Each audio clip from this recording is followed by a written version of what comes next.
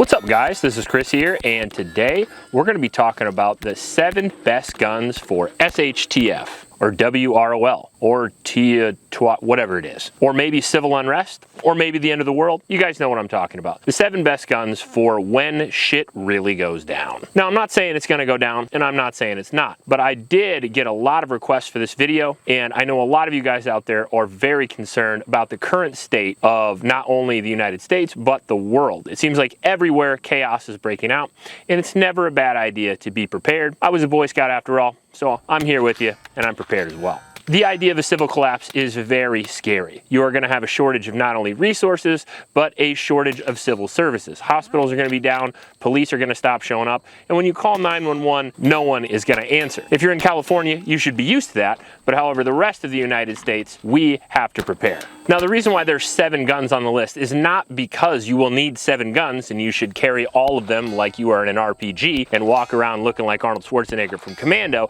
but because I'm trying to pick the best guns for your situation so you can just watch one video. If you're going to be in a rural area, you're going to have a lot different situation than you would be if you're in an apartment in downtown New York. I'm going to try to find the best guns for your situation and for your budget. Now, there's a bunch of things you might use a firearm for if the world ended. First off, hunting. Is that going to be an issue for you or not? It might depend on your situation. Self-defense, making sure you and your family are defended, whether you are going to get groceries or whether you're on the road. And then obviously home defense, which is defending either an apartment or maybe a 100-acre estate, all of which present their own unique problems. That's why there's 7 guns. Now, one of the things we're going to be stressing pretty heavily is common ammunition and common magazines in this video. I think some of the most important things are not only buying the right guns that are reliable, accurate, dependable, and have enough power, but if you can't feed them, what's the point? What's up, guys? Lorraine here. Real quick, we want to thank the sponsor of this video, Tac Pack. The November Tac Pack is guaranteed to help make sure that you and your family are ready for anything, just like the guns on this list. If you've never ordered Tac Pack before, this is the month to do it because Tac Pack is going all out for you. They are putting together the highest value plus box in all of Tac Pack history. So if you've never ordered Tac Pack before, please use the code READY556 to get $556 worth of gear in your first Tac Pack. Chris and I have found some of our favorite products in our Tac Pack box. Again, use code READY556 off your first Tac Pack box and stay ready for anything. Thank you to Tac Pack for sponsoring this video. Please go show them some love and use code READY556 on your first Tac Pack box. Now let's get right into it here with number 7. And number 7 is going to be a controversial gun, but I don't think it should be,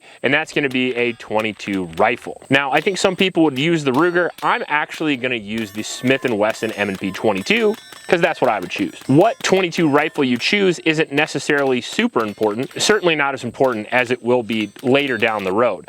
A .22 rifle would be very useful for a multitude of reasons. Number one, the ammunition is readily available and extremely popular. .22 ammunition is for sale and available in almost every store that ammunition is for sale. Now, that's good for a couple of reasons. One, that's good for foraging. 2, that's good for carrying ammunition long distances. So if, let's say, you live in a populated area and you need to evacuate and you need to walk 2 or 3 miles maybe to grandma's house in the suburbs, or you need to walk 35 miles to old Uncle Ray's house in the boondocks, it's good to have lightweight ammunition and a lightweight firearm, and .22s are both. Another great thing about them is they're extremely affordable and they can be used for a lot of different things. Now, .22 is classically used for rodent defense and for hunting. Now, again, if you live in a populated area, you're not going to be hunting a lot. I mean, if you live in New York City, you can probably hunt rats. They got a lot of those. But other than that, you're going to be shit out of luck unless you like the taste of house cat. But it would be useful, especially for smaller statured people, for self-defense and home defense that don't shoot a lot, that might be scared of recoil, they might be scared of blast,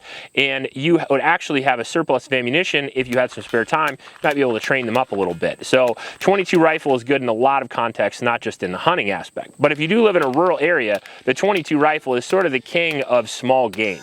So if you're that guy out in the wilderness in Alabama or maybe Wyoming and you're going to squirrel hunt in the morning, rabbit hunt in the afternoon, it's good to have a lot of ammunition that doesn't doesn't ruin your meat when you shoot it. I don't know if you ever shot a rabbit with 30-06. There's not a lot left to put in a stew.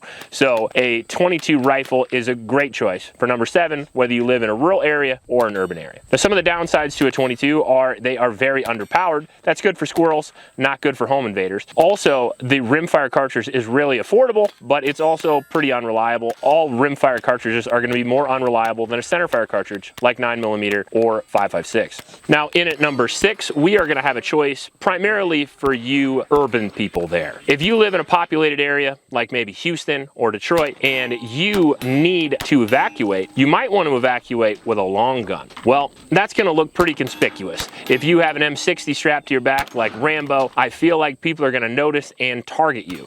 On top of that, you might not have a wealth of resources to be able to pay for maybe a SIG Rattler or something like that. With the 300 Blackout being very expensive, you might want a affordable ammunition as well. So for number 6, I'm going with the X-Star EP9. Now the X-Star EP9 takes Glock magazines, so it is very, very easy to feed. Whether it be the 9mm cartridge, which is the most popular cartridge in the United States and I believe around the world, it also takes the most popular magazine type around the world. So that is very nice. It is only 3.5 pounds in weight. Most of it is made of polymer, which is wonderful if you are going to be carrying it long distances. Let's say you're going to Uncle Ray's house 35 miles away. Pretty good time to carry a 3.5 pound gun. On top of that, it's a lot more useful than a pistol, especially if you are an untrained person. More points of contact is always better, and I've never seen a person shoot a handgun better than a rifle. It just doesn't happen. Even though it's the same caliber as a popular handgun and it's going to be easy to trade, easy to find, and easy to forage, you're going to have superior firepower with more capacity, and you're also going to have more shootability and more accuracy at distance. Along with the fact that the X-Star EP9 is about $400, so you could get a whole survival kit for less than $1,000 and still be good to go. At this point, I should have mentioned that guns are not the only thing you are going to need for SHTF, WROL, or whatever acronym you want to put in front of this video. You're also going to need a whole lot of other things like food, medical supplies, water purification, condoms if you have a social life. I'm just messing. But seriously, you're going to have to carry a lot of weight, so it's a good thing the X-Star EP9 is 3.5 pounds. Now, the X-Star is affordable and lightweight, but it is also very reliable. I mean, no bullshit, in our testing, the X-Star EP9, even though it's only $400, has been at least or better reliability than a lot of pistol caliber carbines that are $800 and up. Simple blowback operated mechanism, standard AR-15 controls.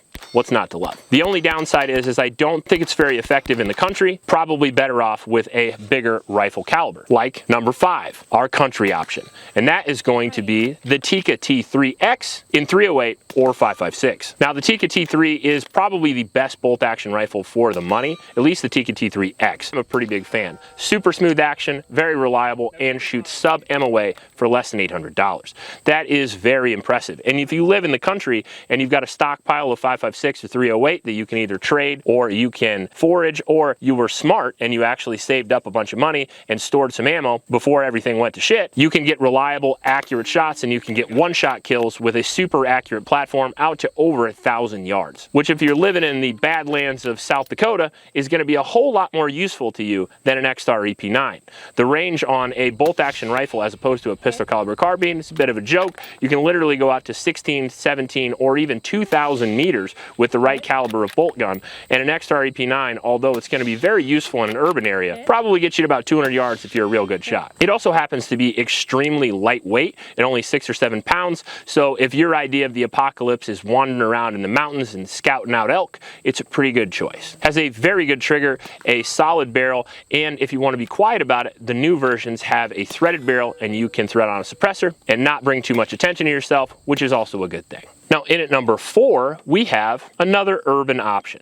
Now, I cannot stress enough how much you probably want to keep your firearms concealed. You want to be able to keep yourself safe, especially from the angry mobs, but you also don't want to bring too much attention to yourself, especially if you're going through checkpoints, let's say, and not even maybe government checkpoints, but maybe they're checkpoints set up by crazy Mad Max types of motherfuckers, and you don't want them to know you have a gun on you at all. You might want to have something ultra concealable. And in that, I think there's not much better than the SIG P365. I don't want to go to a low caliber like 380, 32 or anything like that because it might not be available for you to use. And again, if you can't feed it, what's the point?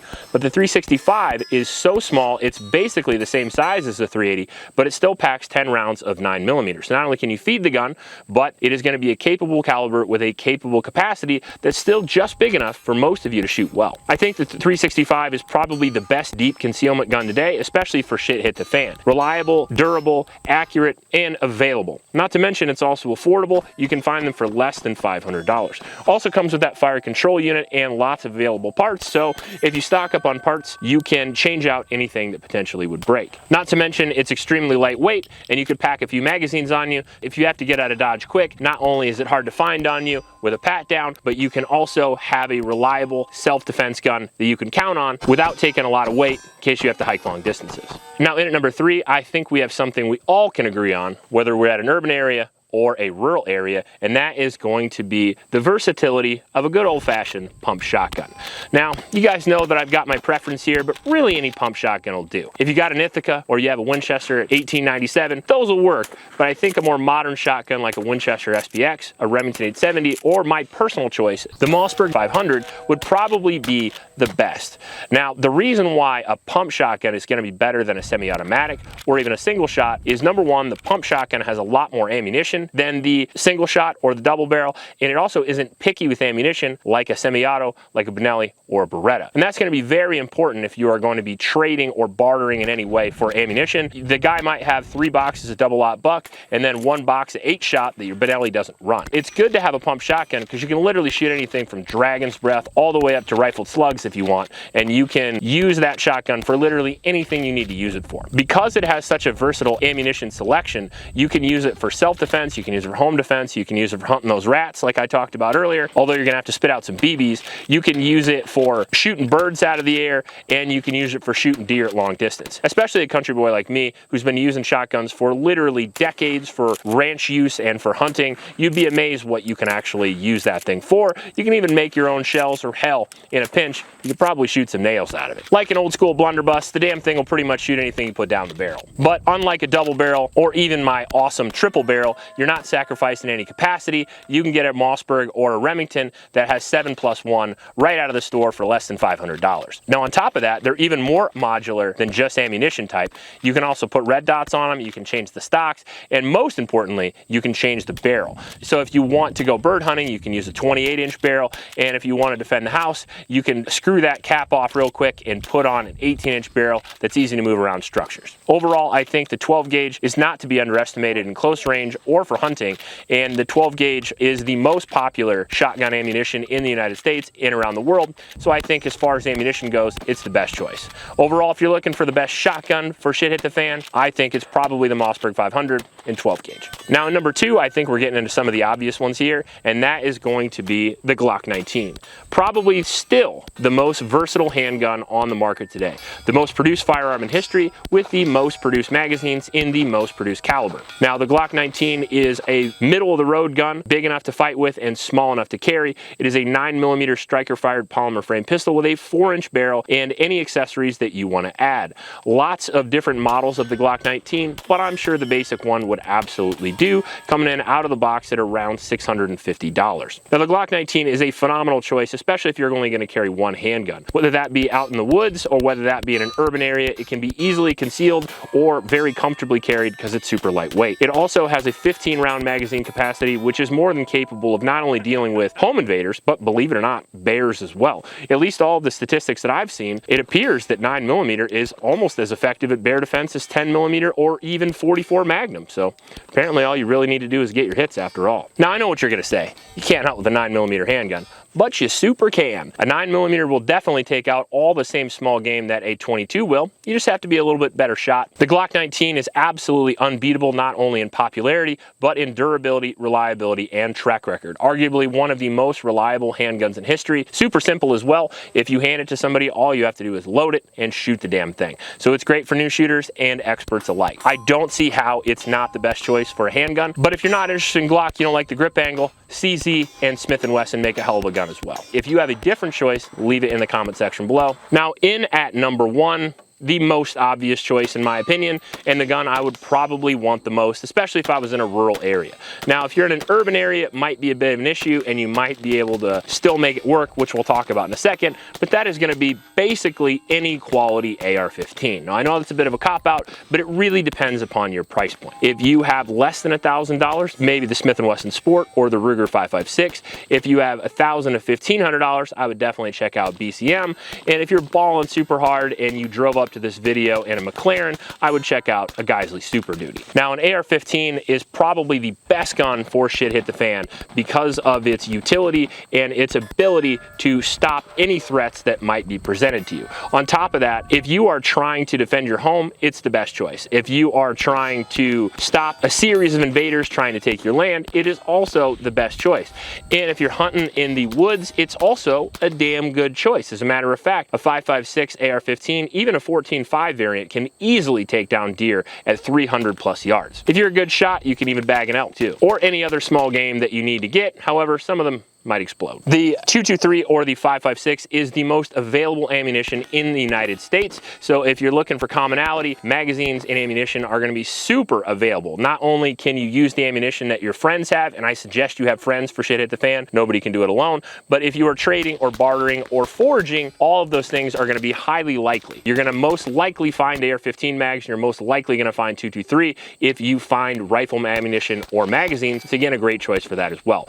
Reliable, durable, simple, and in the United States, extremely affordable. There's almost no reason today why a person shouldn't have an AR-15. It is a phenomenal weapon and an incredible tool for not only self-defense, but life in general. If you're gonna get one of these guns on the list, I would recommend the AR-15, especially if you think the world's gonna end. Your range is much further than a standard pistol or even a pistol caliber carbine, and your power is as well, but you don't sacrifice shootability, and even a smaller statured person like my wife, who's 5'2", absolutely loves AR-15s because there's no recoil. Now, I would definitely recommend a suppressor if you're going to get one, and I would definitely recommend quality ammunition and magazines. And if you're only getting one rifle, maybe an LPVO, like a 1-6 variant, would be the best choice for all ranges. Now, that is if you live in a rural area. If you live in an urban area, you might actually want to look at an AR pistol, which is basically an AR but with a pistol brace and a shorter barrel, so you might be able to either conceal it under a jacket or maybe in a bag of some type. There are many different folding adapters for AR-15s, so you can put it in a go bag and you can have it with you and get it out if you need to. I would recommend the single shoulder strap because if you got to get it out quick, you can spin it around and you can rip it out of the bag really quick and get it into action. Overall, I think the AR-15 is the absolute best choice for shit hit the fan, but let me know in the comment section what you think. Put your list in the comment section below and let me know what guns you have for the apocalypse. If you like this video, please like and subscribe. Please help out your local homeless shelters and remember to recycle. I'll check you later.